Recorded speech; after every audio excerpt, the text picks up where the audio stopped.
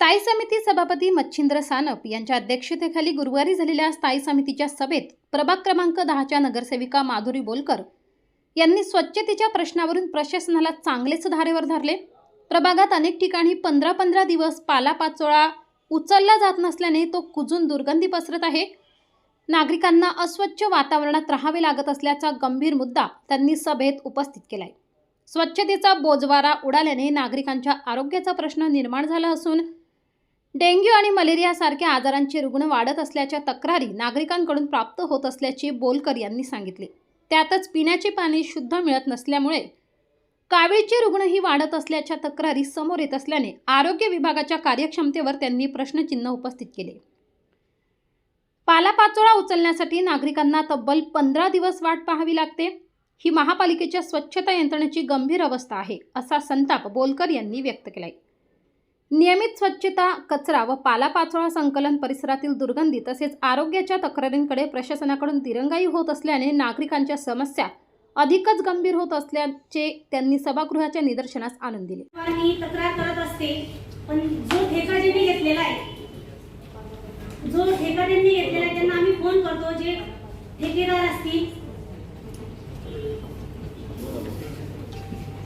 15-20 दिवस होतो मॅडम सांगून की तुम्ही देसाई बघतात आमच्या प्रभागात। म्हणजे आम्ही जेव्हा सांगतो 15-20 तो पाला कुजून जातो मॅडम, इतका कुजतो तो पाला। आणि तुम्हाला माहिती आहे मलेरिया, डेंग्यू याची खूप साथ चालू आहे। तर प्रभागात आमच्या प्रभागामध्ये भट म्हणून एक मुलगी कावीळने वारलेली, डेंग्यूने कावीळ झालेला होता तिला, म्हणजे 21 वर्षाची मुलगी होती मॅडम, ती वारली। तर हे कारण आपल्या अधिकारी वर्ग आहे जो साफसफाई करतो, बिलकुल प्रभागात साफसफाई नाही वाटते। ठिकाणी एवढा कचरा साचलेला असतो, वारंवार आम्ही फोन करत असतो। 1 दिवस 2 दिवस गाड्यांनी असे उत्तर देत असतात। मॅडम प्लीज तुम्ही याच्यावर थोडी दखल घ्यावी आम्हाला। म्हणजे प्रभागात आम्ही जेव्हा फिरतो ना मॅडम, तेव्हा नागरिकांचे खूप एवढे रोष ऐकावे लागतात की घरोघरी एवढे पेशंट झाले, डेंग्यू, मलेरिया, स्वाईन फ्लू। म्हणजे सातपूर प्रभागामध्ये जेव्हा तुम्ही हॉस्पिटल बघशाल ना मॅडम, फुल झालेले आहेत हॉस्पिटल। आणि कावीळचे सुद्धा खूप पेशंट झालेले आहेत। इतकं खराब पाणी येतं मॅडम, पाणी सुद्धा खूप खराब आहे। आणि प्रभागात पूर्ण स्वच्छता झाली पाहिजे। जे स्पॉट आहेत ना, एवढा कचरा येतो बाहेर। एकदा साहेबाकडे सगळं तुम्ही दाखवा। हॅलो, आम्ही देसाईंना सगळं फिरवलेलं, प्रभाग पूर्ण फिरवलेला देसाईंना। स्वच्छता विषयी जे काही विषय असेल श्रमिक रंजन साहेब डिटेल मध्ये पाहता, कुठला विषय असेल काही असेल तर इथे येण्याच्या आधी तुम्ही यांना पण सांगितलं तर साहेब बघा कोण आहे तिथं आपलं पाल्यापाचोळ्याचा प्रश्न आहे त्यांचा।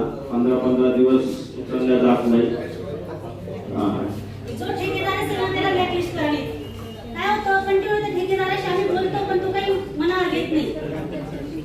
आणि जी घंटा आपण जी पालापाचोळा उचलते ती गाडी, ती ट्रक लावलेली पालापाचोळा उचलायला, ती काय होतं जी भरून जाते ना, त्यानंतर तो 2-3 तासानंतर येतो आणि दिवसाला फक्त 2 ट्रिपा टाकतो। आणि नंतर दुसऱ्या दिवशी आपण बोललो त्याला की तू का तुझा कचरा उचलला नाही, तो म्हणतो ताई आमच्याकडे एकच गाडी आहे, एवढीच गाडी आहे, एवढी माणसं आहे, असे उत्तर देत राहतो आम्हाला।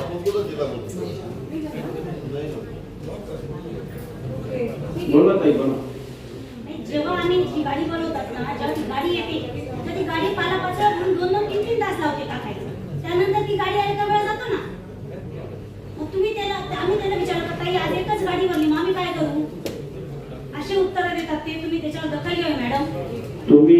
दरम्यान स्वच्छतेच्या कामात दिरंगाई करणाऱ्या यंत्रणेवर तातडीने कारवाई करून प्रभागातील स्वच्छता व्यवस्था सुरळीत करावी, अशी ठाम मागणी माधुरी बोलकर यांनी स्थायी समितीच्या सभेत केली। नागरिकांच्या आरोग्याशी संबंधित प्रश्नांकडे दुर्लक्ष खपवून घेतले जाणार नाही, असा आक्रमक पवित्रा घेत त्यांनी प्रशासनाने